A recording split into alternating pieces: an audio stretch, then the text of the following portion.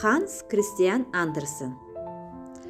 Hans Christian Andersen 1805-yil Daniyaning kichik shaharchasi Adensada kambag'al etikdo'z va kir yuvuvchi oilasida tug'ilgan.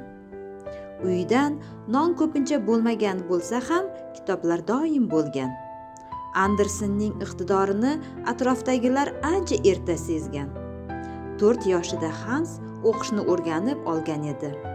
Teatrdagi Rojdestvoda qatnashgach, o'zi pyesa va she'rlar to'qiy boshlaydi. Mablag' yetishmovchiligi tufayli u shahar maktabiga kira olmaydi va yozuv, arifmetika va ilohiyot o'qitiladigan kambag'allar maktabida o'qiy boshlaydi. 40-yillarning oxiriga kelib, Andersen kattaroq shakldagi asarlarga o'tishni boshlaydi. Soya kabi ertak pyesa va Yovvoyi oqqushlar, Qor malikasi kabi qissalar yozadi.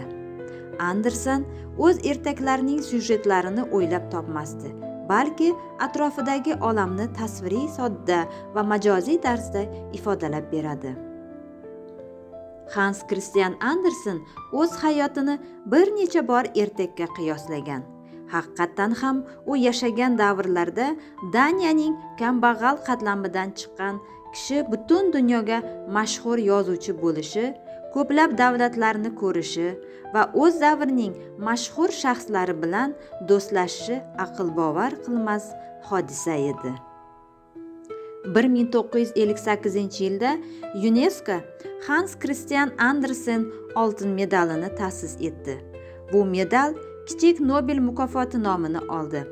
2 yilda bir marta bu mukofot eng yaxshi bolalar yozuvchisi va bolalar kitoblarining rassom illyustratoriga topshiriladi.